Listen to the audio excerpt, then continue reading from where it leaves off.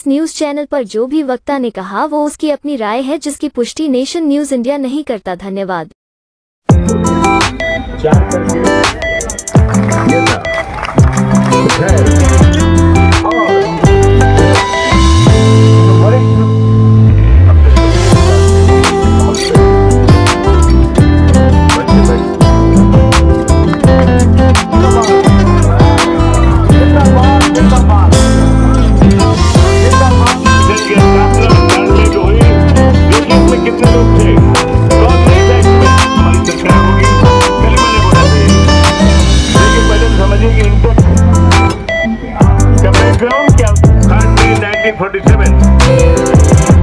दम है, इसलिए दम है कि ईमानदारी है,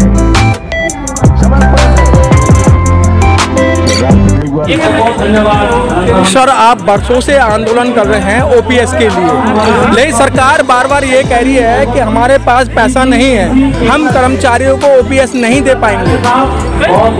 सरकार को कर्मचारियों को देने के लिए पैसा नहीं बोल रहा है, लेकिन यही सरकार एमपी एमएलए मंत्री को एक मंत्री एक एमपी को 2-2, 3-3 पेंशन कैसी दे रहा है? कौन सा कायदा में दे रहा है? भारत का संविधान का उल्लंघन कर रहा है ये गवर्नमेंट।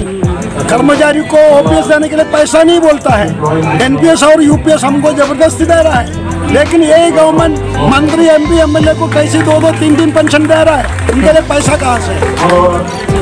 सर, अभी कुछ नेता जो हैं रेलवे के, वो ओपीएस को एग्री मान रहे हैं और कह रहे हैं कि भाई जो मिल रहा है वो ले लो।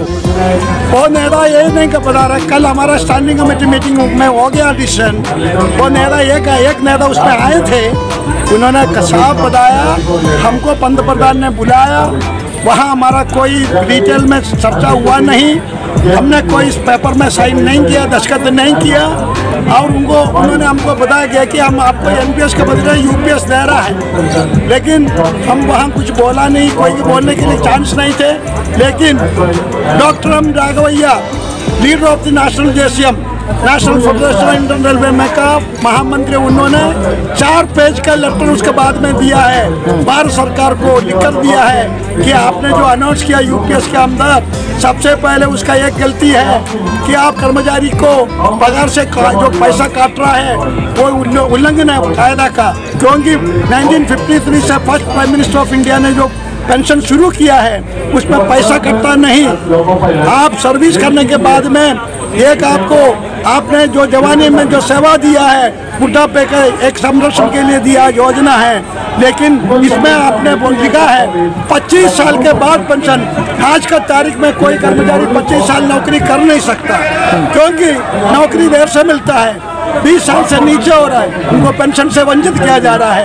और दूसरी बात, जो डीआर का सिस्टम है, वो पुराना ओपीएस स्कीम का ऐसे कंटिन्यू करना चाहिए करके उन्होंने लेटर दिया, लेकिन अभी तक गवर्नमेंट ने यूपीएस का भी ऑर्डर निकाला नहीं, क्योंकि उनको खुद को मालूम है गवर्नमेंट को कर्मचारी कोई मानने वाला नहीं है, इसलिए ऑर्डर सभी तक ऑर्डर निकाला नहीं। लेकिन ये अगस्त महीने में हुआ, अभी हुआ नहीं। लेकिन मिस्टर पिल्लई जी, मोदी में उनकी कैबिनेट ये कह रही है कि हम ओपीएस नाम का कोई भी चीज़ आपको हम नहीं देंगे, आप ओपीएस का नाम चेंज करें। ओपीएस का नाम हम क्यों चेंज करेंगे? हम ये ओपीएस तो नाम चेंज नहीं करेंगे। ओपीएस हमको इंडिया का फर्स्ट प्राइम मिनिस्टर ने दिया, पार्लियामेंट के अंदर एक्ट बनाकर 1953 में दिया। कोई मेहरबानी नहीं है आज का गवर्नमेंट का, आज जो सरकार में बैठा कोई पॉलिटिकल पार्टी का मेहरबानी नहीं है। मैं आदरणीय पंतप्रधान को ये निवेदन करना चाहूँगा, आप 1953 में फर्स्ट प्राइम मिनिस्टर ने जो चालू किया ओपीएस को चालू रखो, आप गुमराह मत करो हमारा गरीब कर्मचारी और मजदूर को।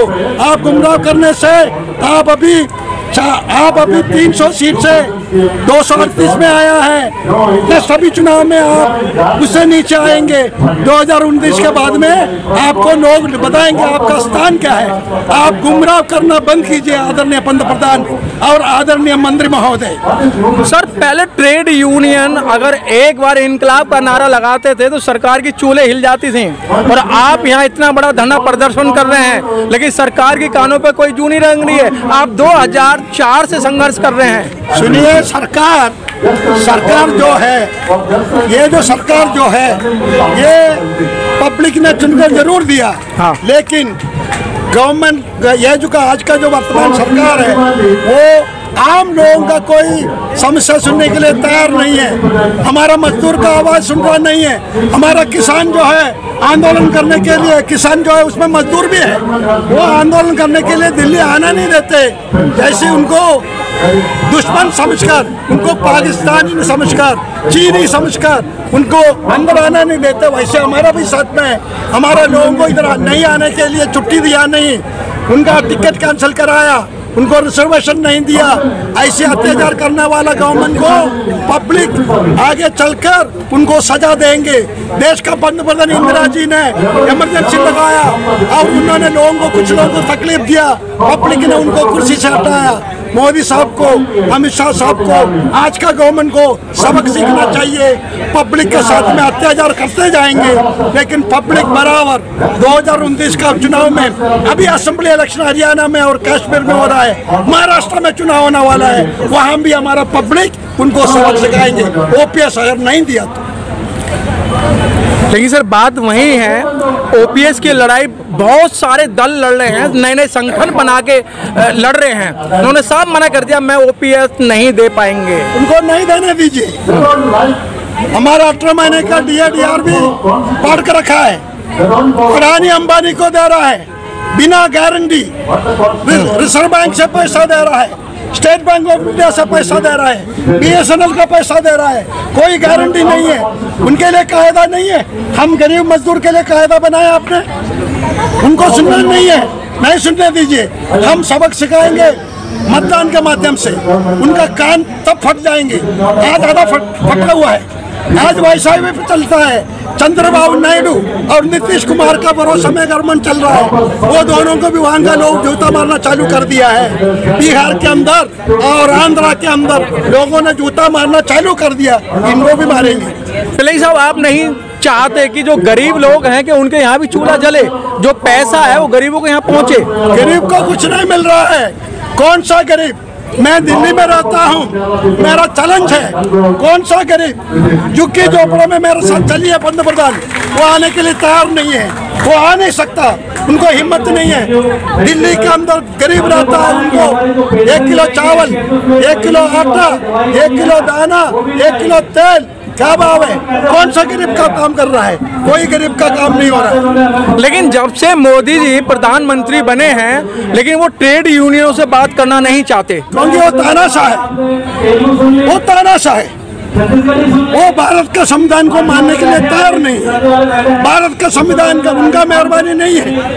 जो लोग आजादी की लड़ाई में शामिल नहीं हुआ, RSS का और बीजेपी के लोग आजादी की लड़ाई में शामिल नहीं हुआ, बैठे बैठे मिल गया उनको रेडीमेड गवर्नमेंट। इसलिए अहंकार, बिना सगाले विपरीत बुद्धि, उनको पब्लिक उनको सबक सिखा देंगे। 10 साल तो सर लेकिन कांग्रेस की सरकार भी रही ना पेंशन के बीच में।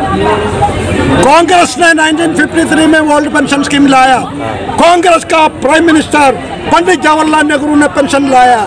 बीजेपी का गवर्नमेंट 1 जनवरी 2004 को अटल बिहारी वाजपेयी गवर्नमेंट ने ये कैंसिल किया।